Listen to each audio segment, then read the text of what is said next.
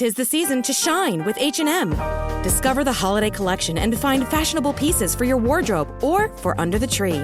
Get inspired and dazzle with this year's glam. From tuxedo styles, bow detailed pieces, impressive prints, and more. From unforgettable looks to unforgettable gifts. With fashion finds to home decor, find it all at H&M. Treat your loved ones and yourself this season. Shop in-store or at hm.com.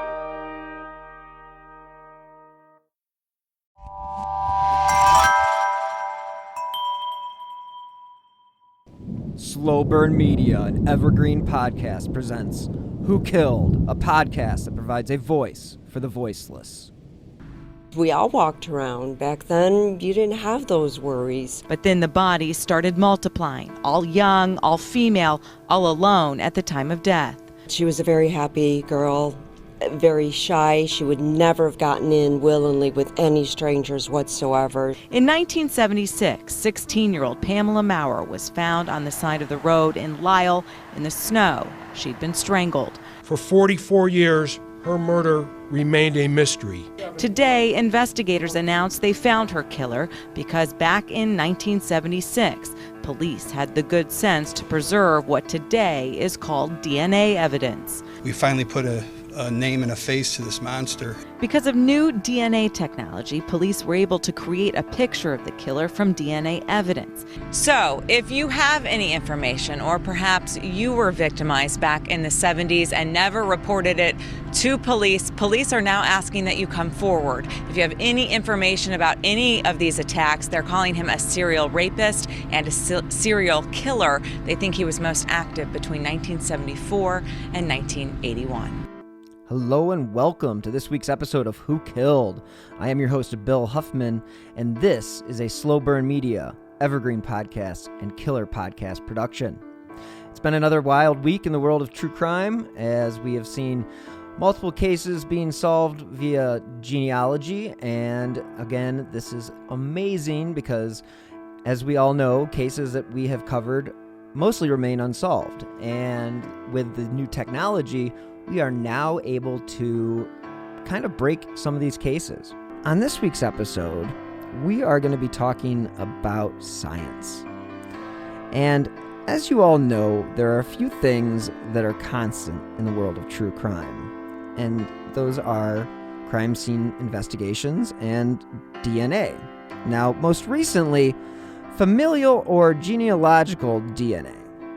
The term has made crime scene investigators into legitimate television show heroes and have inspired a billion TV shows for CBS, as they have everything from CSI Los Angeles to NCIS wherever. It is a term the media absolutely loves to jump on.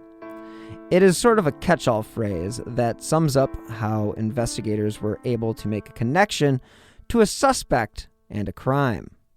It has truly been one of the greatest weapons to law enforcement since the invention of the fingerprint. Now, again, there is a reason why murder does not have a statute of limitations, and that is because technology is always improving. If you think about what crime scene investigators had to work with pre-DNA, it's pretty prehistoric. You think about this, and it's not even that long ago. In the early 1980s, they were still using blood typing, bite marks, fingerprints, and just general detective work that had been around for years and decades. And you guys actually might be surprised to learn that it was a Swiss chemist back in the 1860s named Friedrich Miescher who was the first to identify DNA. Unfortunately, 90 years would go by before James Watson and Francis Crick, who were a biologist and a physicist, and this was 1953, when they recognized that DNA actually exists as a three-dimensional double helix. It was after that DNA research and its applications began to accelerate. Little side note, this is a relative term because it wasn't until the 1980s where labs began using DNA to establish paternity in questioned cases. And in 1986, investigators asked a young geneticist named Alec Jeffries, who just 2 years prior had developed the genetic fingerprint, to assist with solving a murder case. Now, Jeffries' research was already helping establish evidence in other legal matters, so the question became, why not try this on the worst crime of them all? So the crime that brought DNA to the courthouse was pretty awful, and it was the sexual assault and murder of two 15-year-old girls. A teenage male with learning difficulties was actually accused of the crime, and police said that he had confessed to one murder, but not both. So with the hopes of pinning both of these killings on this child, police hired Jeffries and his team to prove that he had done it. Surprisingly, they could not. In fact, they proved that the boy committed neither crime. Now, with no leads, police and Jeffries began to create a genetic profile of men that lived within the area. When someone actually reported that a local baker named Colin Pitchfork had boasted that he had submitted a friend's DNA, police picked him up. Now, Jeffrey's team was able to successfully match Pitchfork's DNA with that was found at the crime scene. And again, all this talk about DNA is important to the case that I am covering this week. Pamela Maurer was only 16 years old and lived on Butternut Court in Woodridge, Illinois, when she was reported missing to Woodridge police on January 13th, 1976. Her parents notified police after she didn't return from the home of a friend who had lived nearby. Without even enough time to produce a search party, her body was discovered the next morning by a witness who saw a purse along the west side of College Road and thought someone might have been hit by a car.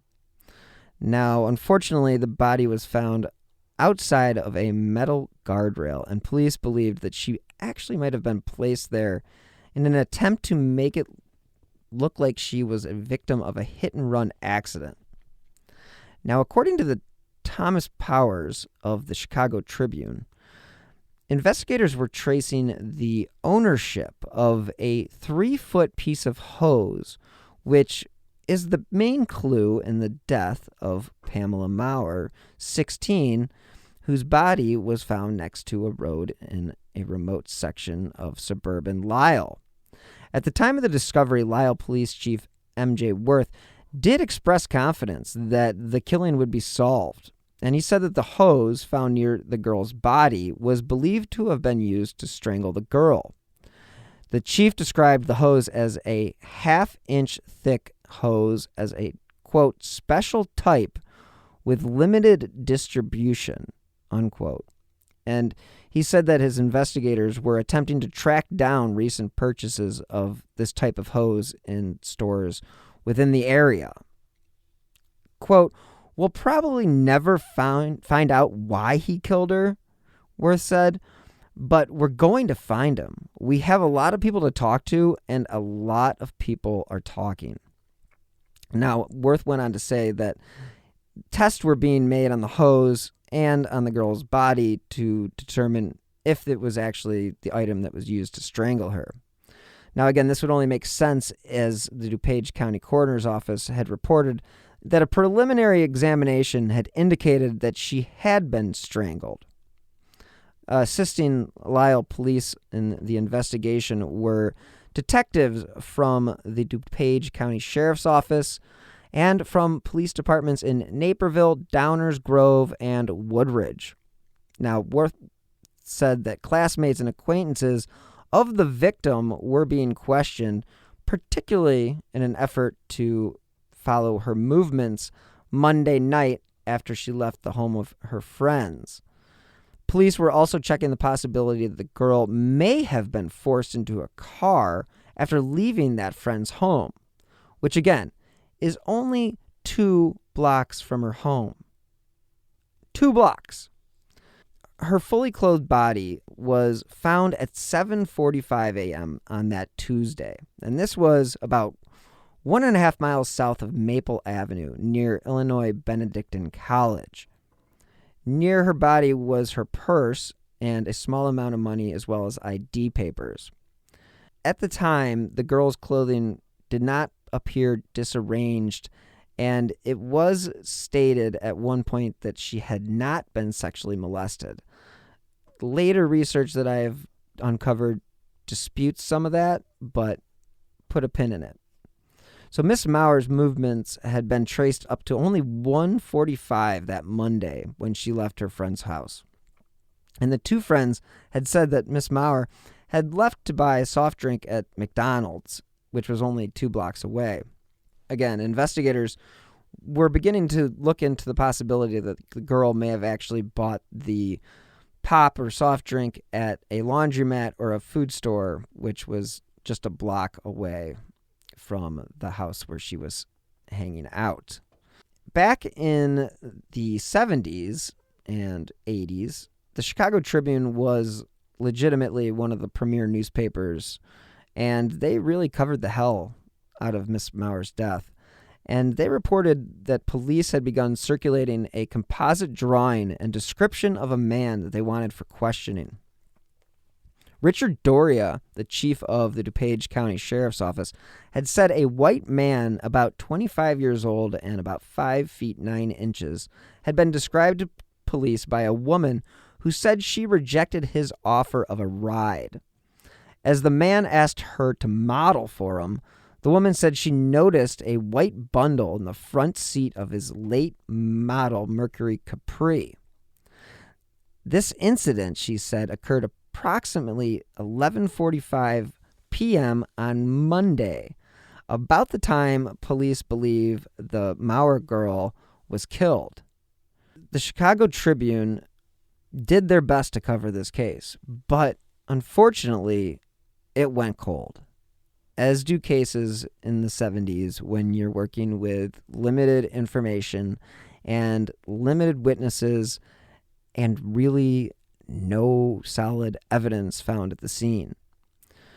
But in 1993, the Tribune actually caught wind of an update on the 1976 murder of Pamela. And it was according to Art Barnum, who was a Tribune staff writer at the time, when he wrote that the investigation into a 17-year-old murder case is being reopened because of new information about the slaying of Pamela Maurer, a high school junior from Woodridge, who was found strangled in an open field in Lisle. Again, she was found on the side of the road, but again, this was 17 years later. Anyway, Woodridge Police Chief Stephen List said that Lisle and Woodridge police had reopened the case after recent information about the slaying was obtained from several sources. Lisle Sergeant Stephen Arp said the case was reopened actually several months ago, and police were attempting to use the latest information to let a new set of investigators attempt to solve it. I know that investigators are very territorial and protective of the cases that they cover. So this was a very big step for the department to allow other investigators to look into this case. And Lisle police actually asked anybody at the time to call Crime Stoppers or the police if they had any information. Sergeant Stephen Arp would go on to say that no arrests were imminent, but they would love to solve this case, no matter what. This case will never be closed. Maurer was one of the 6 young women that were murdered in southern DuPage County between 1972 and 1976. Put a pin in that one. So the reopening of an old murder case has been successful in the suburbs at least once at this time in 1993, and that resulted in the arrest of Major Morris Jr. Now, Morris was arrested in connection with the 1973 murder of Roberta Anderson, whose body was found on the Will-DuPage County line. The Tribune reported that Morris, a Missouri resident, formerly lived near Oswego, and was arrested by Naperville police after he was linked to the slaying by scientific procedures that weren't available at the time of the criminal investigation. ARP said that Naperville's success is part of our motivation for renewing our effort in the Maurer murder, but we don't believe their cases and this one are connected. However, Lisle police located near her body that 3-foot piece of rubber hose, which they believed was the murder weapon. This would also make sense because she had bruises on her neck.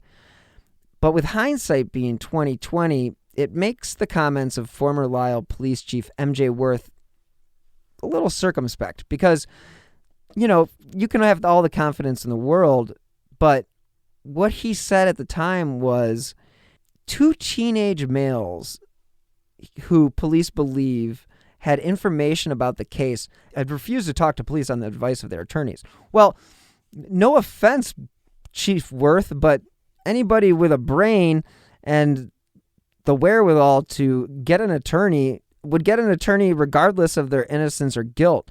Nobody should ever talk to the police ever without an attorney present. And this is not to say anything negative about the police. This is just common sense. So at the time, police questioned more than dozens of people and actually administered lie detector tests about the case, but no one was ever named as a prime suspect. Hence, no arrests were ever made. In regard to Morris, he remained in Will County Jail, fighting a trial in connection with the murder of Anderson, who had died after being stabbed 60 times. Naperville police told the media they believed that Morris was also connected with the 1972 slaying of Julie Ann Hansen, 16, of Naperville, who had been stabbed, you bet, dozens of times. So according to reports, with 6 murdered females in 4 years, the area was, needless to say, on high alert. Unfortunately, for the community and for the investigators, there was little evidence found at any of these crime scenes. Now, one of the similarities was that the victims were all young and described as attractive and friendly. After the murders, several southern DuPage County police departments actually created a special unit called FIAT, or Felony Investigation Assistance Team, in which detectives from several departments joined forces to help solve major crimes. It's sort of like the Avengers of crime scene investigation. Unfortunately, these officers had no idea how long they would still be looking for answers. And again, it was 4 decades after her murder that there was an update on the case of Pamela Maurer. Now to a break in a case cold for 44 years. 16-year-old Pamela Maurer was strangled, and now police say they finally know who killed her. CBS 2's Jim Williams is live at the Lisle Police Department with how investigators put the pieces together. Jim. Erica and Brad, police call it 44 years of persistence and remarkable advances in how DNA evidence is analyzed. 44 years ago today, the body of a 16-year-old girl was found here on College Road in Lisle. Pamela Maurer had been strangled and sexually assaulted. It was a cold case until now. Today, that mystery has finally been solved. Yeah, that is right. Using the same type of DNA analysis that they used to identify the Golden State Killer, investigators were able to determine that Bruce Lindahl abducted Pamela Maurer as she left a friend's house to buy that soda. DNA evidence points that Maurer was murdered by Bruce Lindahl in 1976 in Lisle. The DuPage County State's Attorney's Office said by using the new type of DNA analysis, again the same used to identify the Golden State Killer, investigators determined that Bruce Lindahl had abducted the teenager as she left her friend's house to buy that soda. So more than 4 decades ago, Authorities found 16-year-old Pamela dead on the side of the road in western suburban Lisle, as I mentioned before. Now, this is where her discretions come in. She had been raped and strangled, most likely with that rubber hose that we talked about. When the initial report came out, it said that she had not been sexually molested. So I'm not sure what changed in the years since, but apparently that is now in the records that she has been assaulted. So again, in 2020, authorities announced that they identified Lindahl as a likely serial killer and that he was not only responsible for the 1976 strangulation of Maurer, but was also connected to the murder of Charles Huber of Naperville. And again, this was somebody who clearly was a victim of Lindahl because guess what? At the time of Charles Huber's murder, Lindahl stabbed himself accidentally and slashed his femoral artery and died along with his murder victim. It is absolutely... 'Tis the season to shine with H&M. Discover the holiday collection and find fashionable pieces for your wardrobe or for under the tree.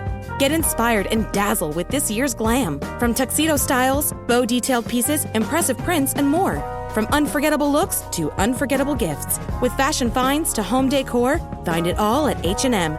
Treat your loved ones and yourself this season. Shop in-store or at hm.com. Mind-boggling. Let's hear from this week's sponsor. All right, we are back.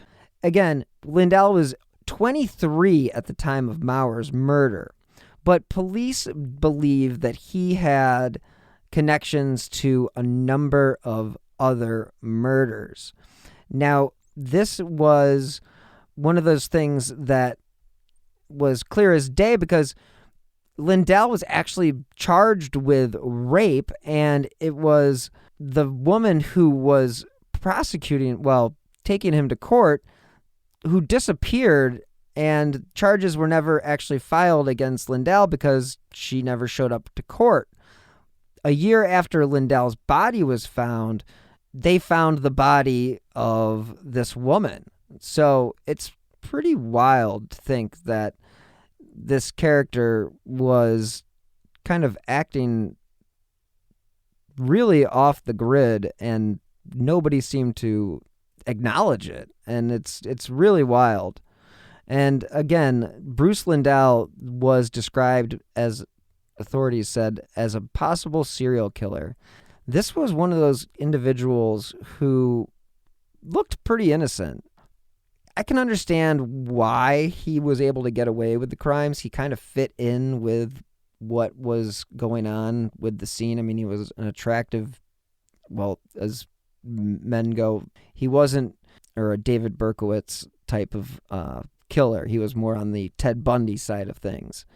The other suspected victims were Deborah McCall, who was a Downers Grove North student, and she disappeared in November of 1997. And the reason why she was connected to Lindahl is police actually found photos of her in Lindahl's home after he died. Police found photos of other women in his house when he was arrested and began to try to identify those other women. This is a serial killer that was really going under the radar. Another woman that was most likely a victim of Lindahl, and this was the woman that was accusing him of rape, was Deborah Collender. Now, she, again, was the one taking him to court for rape and kidnapping, and authorities believe that either Lindahl himself or one of his cohorts had her kidnapped and disappeared until her body was discovered in a shallow grave in Oswego Township. Maurer was the first murder to be solved in the state of Illinois using the technique that was used to solve the Golden State killing.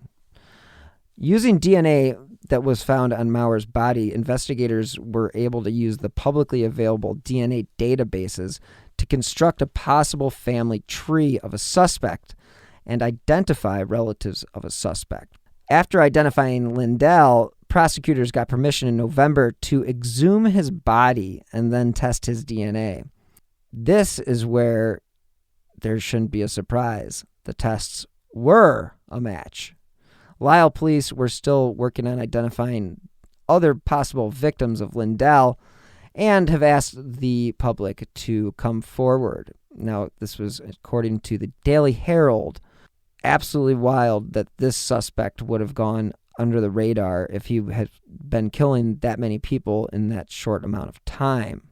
When you look at the coverage of this crime, the Chicago Sun-Times wrote in 2020 that a suspected serial killer strangled a suburban Chicago teenage girl in 1976 and likely killed another woman just days before she was due to testify in court that he raped her, police said Monday. Lisle Police Detective Chris Loudon, who investigated the January 1976 slaying of 16-year-old Pamela Maurer of Woodridge, said during a news conference that DNA recovered from the exhumed remains of Bruce Lindahl indicated he killed the teen. Quote, "I suspect him to be a serial killer," Loudon said of Lindahl, whose body was exhumed in November. One of the most disturbing aspects of Lindahl is the amount of photographs of unidentified females that were found in Lindahl's home that depict other victims. Now, I'll say this is eerily similar to the case of the Grim Sleeper, who stalked the back streets of LA for decades before being caught. And again, that is working against the grain because he was attacking individuals that had already fallen off the grid and people really weren't looking for them. So that is one of the reasons why the Grim Sleeper was able to get away with murders for as long as he did. How Lindahl did, I am still unaware. Police did make the announcement of Lindahl's connection on the 44th anniversary of the day Pamela's body was discovered. At the time, police did conclude that her body may have been placed there, as I said before, to make it look like a hit and run, but they said that she had been strangled. The case went unsolved for decades. But, as I mentioned before, with the advances in technology, they had the ability to take another look at the evidence from her case. I mentioned earlier that in 1993, investigators analyzed evidence that had been collected from the girl's body and stored. DuPage County State's Attorney Robert Berlin said at the news conference that they were actually able to develop a profile of the suspected killer.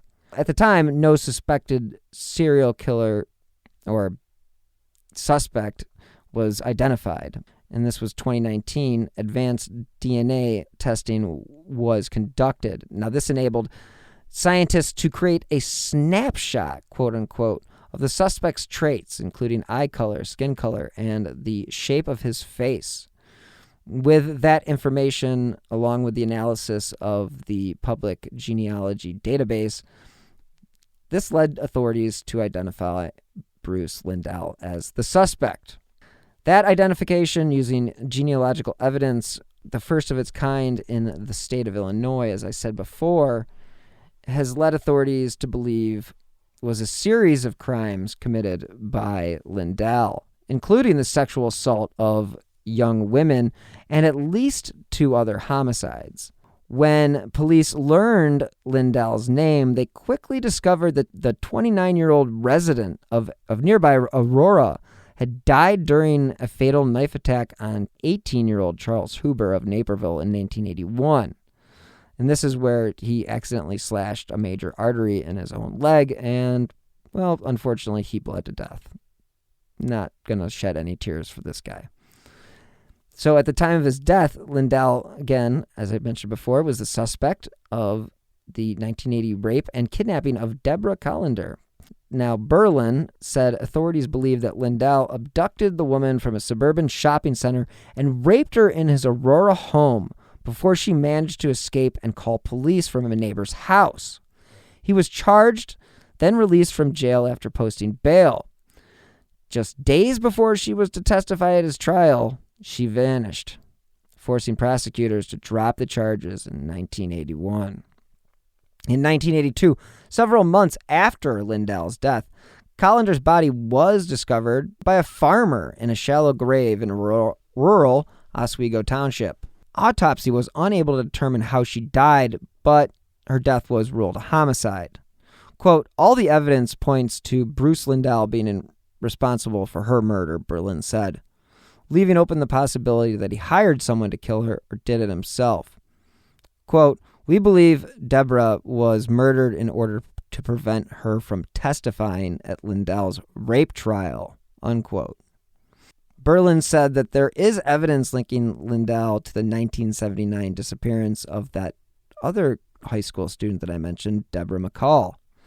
After the death of Bruce, those photographs of McCall were found in his apartment, which, again, is just absolutely terrifying to think that someone like this could be going under the radar. So it's just one of those things when you look at a case like this and a murderer like Bruce Lindahl and wonder to yourself, how in the world was he able to get away with this without anybody ever taking notice? I mean, these were the questions that were being asked by the Associated Press after he was connected to the Maurer murder and other cases as well. Police go on to say that Bruce stayed under the radar. It was when authorities discovered Lindahl's body dead from a knife wound that he was known by various police departments as a loser and had been arrested many times, but had no felony convictions on his record. As with many serial killers, he was a loner. He didn't have a wide circle of friends. He really didn't have anybody, I guess, keeping track of him. One of the most disgusting discoveries at his house was the photos of naked women. Who knows who these women were and whether or not they consented to those photographs. He did go through extensive work to hide what he was doing. Of the females that investigators believe Lindahl abducted and killed, only 2 bodies have actually been found. Now, this is according to the Associated Press. Cindy Evans was a friend of Pamela's, and she spoke to the media following the news conference. And again, she was just shocked that it took this long to discover who was responsible for her friend's death. DNA evidence remained on her body that investigators used, and thank goodness that they did, because otherwise maybe they would not have been able to connect Lindahl to all these other cases. This is just one of those cases where you just find a lot of question marks and a lot of people wondering why this individual was able to go on, living. And this is, they make reference in one of the articles in the Associated Press about the brown chicken slayings, and they talk about how they used a old piece of chicken to determine that the DNA from that piece of chicken was connected to one of the killers. It's surprising how these cases all come back and connect one to one another, especially when you think about, Chicago. I mean, being a huge city, and it's just wild to think that, you have this guy committing these crimes, but at the same time, you also had John Wayne Gacy, and I mean, Gacy was convicted of killing 33 young men and probably could have been convicted of a lot more, but it's just insane. And I mean, when you think about the freewheeling days of the 60s and 70s when people were basically loving life and just hitting the road and hitchhiking and whatever, it was what it was. I mean, people got to be free and there were no cell phones. There was no way of tracking anybody. Unfortunately, it also added to create a perfect environment for any serial killer who wanted to practice his crazy fantasies. And unfortunately, in the case of Pamela Maurer and Deborah McCall and all these other women that he has been associated with, it's just a shame that he was never brought to justice, because this is one of those people that deserves the death penalty. And I'm not a death penalty guy at all. I'm just saying that if there is a reason for anybody to be put to death, I would say the killing of multiple women as well as raping and kidnappings probably are a good sign that you probably aren't going to make it in our society as a normal human being. Better to be left dead, I guess. Not to be blunt about it, but again, it's true. I mean, Bruce Lindahl did the government a favor by accidentally stabbing himself, because we would have had to pay the taxes for keeping him in prison before he was actually executed, if he was ever actually executed. Is this justice that Bruce Lindahl accidentally killed himself? I'm going to go ahead and say yeah, because you really kind of don't get better karma than killing yourself accidentally in the middle of committing a murder. And I guess when it all boils down to it, Lindahl is a terrible person. And, authorities, will tell you that they believe that he killed 12 people and possibly raped 9 others. And this is terrible. I mean, the detectives at the time said Lindahl was linked to 9 rape cases, and some of the victims were still alive and some were dead. Quote, "I'm still getting calls from other people who told me enough details that I know it was under similar circumstances," Loudon said. It was Monday that authorities announced that they used that DNA analysis. Now, this was Monday in 2020, to link Lindahl to the murder of Pamela. This was all very big news in Chicago as well as across the country, because in 2020, true crime was, and I believe it still is, at its peak stage. And this is really an example of investigators kind of double backing or re-examining the evidence that they have and making the most of it. I mean, it's really amazing to think that 44 years after her body was found, I mean, that's older than I am, that her murder was solved. It's really incredible. And I know that her family, according to the reports that I read, were absolutely thrilled to see some sort of closure within this case, because when you have a case like this, it's really difficult to understand what closure means, or is there such a thing as closure. But I know for a family that has been looking for answers for 44 years, to find out that Bruce Lindahl was a person that is not just a murderer of your daughter, but a serial killer, there has to be a little bit of satisfaction in knowing that he is, 1, dead, and 2, he really was an awful person. And it was more of a fact of your daughter being in the wrong place at the wrong time. She didn't do anything wrong. There's nothing that Pamela did that led to her death. This is the actions of a deprived, insane sociopath that led to the murder of Pamela and the absolute terror that the community spent 44 years in. I mean, it's ridiculous. I mean, I know that when we talk about the Amy Mihaljevic case, I mean, it's been 32 years now, and it still seems like it was yesterday. So it would be amazing if there was one day resolution, and I can only imagine how great of a feeling that will be for the family of Amy's and the community as well. But at least in this particular case, they were able to find an answer to who killed Pamela Maurer, because really at the time they had nothing to go on. But the fact that they were able to keep and store what she was wearing at the time of her discovery, I think that says something about how a police detective or crime scene investigator works. Might as well just put this in a box and maybe one day we will be able to use it.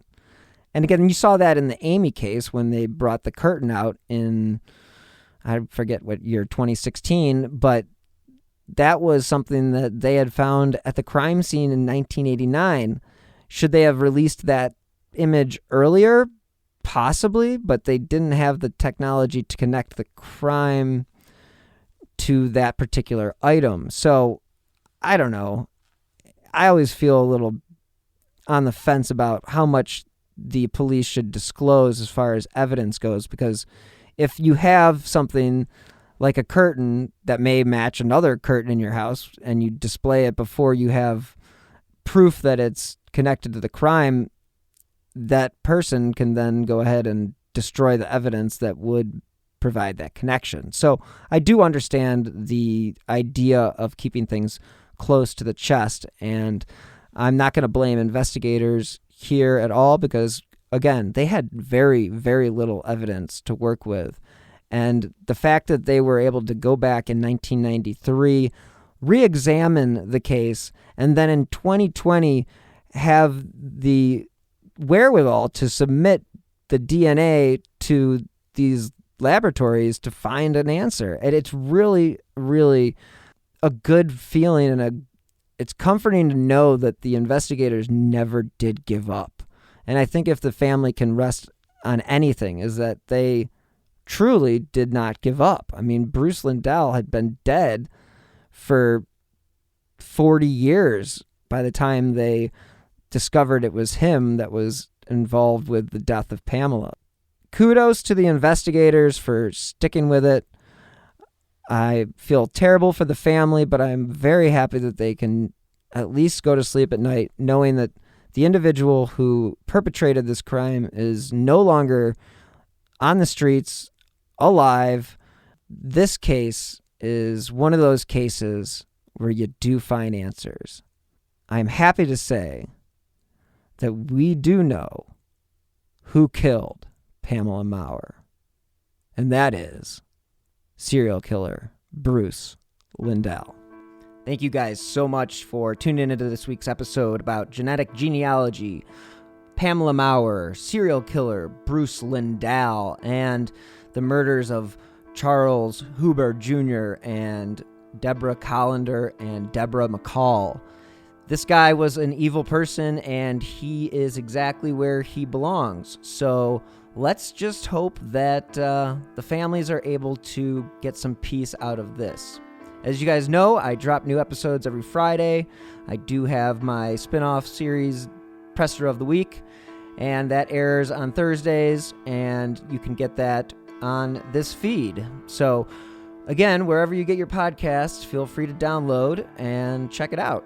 Again, I tried to cover a important press conference that has occurred during the week of whatever week it is, and that is something that gives you guys some insight into what it is authorities want you to know and how they tell it to you, because once you've listened to enough of these and been to enough of these, you do read between the lines, and then it is also important to listen to the reporters' questions, like in last week's mass shooting episode where the questions were deflected.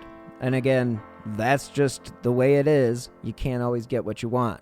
So thank you so much for tuning in again this week, and please check out every episode that I produce. I produce a sports show called Press Box Access, another true crime show called Crime Capsule. Those can all be found on evergreenpodcast.com or wherever you get your favorite podcasts. And you can also follow me on the cesspool that is become Twitter, thanks to some D-bag I won't mention. So thanks again for listening. If you want to follow me, my name on Twitter is at BillHuffman3, and I do post occasionally, and I am one to voice some opinions here and there. So check it out if you want. Otherwise, you know where to find me. And until next time, as always, stay healthy and be safe. 3 a.m. the comedy horror podcast that holds weekly gatherings around the campfire. Let me tell you what you're going to get. You're going to hear stories about demonic possessions, prison stabbings, skinwalkers, glitches in the Matrix, cult leaders, missing 411, night marchers, Operation Paperclip, Mesopotamian devil worship, and so many monsters it'll give Kanye West a runaway for his money. Pop and meme culture also aren't off topic. A camp where laughs and scares are constantly competing for first place. We're just a group of friends, trying to bust each other's balls, find the best stories, and expand the circle in the process. 3 a.m., the comedy horror podcast not for the faint or fragile of heart. Let's go. Hey, podcast listeners, I'm Paul Brandis introducing my podcast, Countdown to Dallas. It's a fascinating, in-depth look at the seemingly unconnected events that led to the assassination of President John F. Kennedy. It's based on my book of the same title. In that book and in this podcast, I go all the way back to 1939, when Lee Harvey Oswald was born into a troubled and dysfunctional family. I'll follow his transient and often violent teenage years and young adulthood, painting a fuller picture of the man who would later become Kennedy's killer. I also take a look at events unfolding in that era, like Cuba and Vietnam, and I'll unpack the conspiracy theories too, not one of which has ever been conclusively proven. Subscribe to Countdown to Dallas at evergreenpodcasts.com or your favorite listening app, October 31st.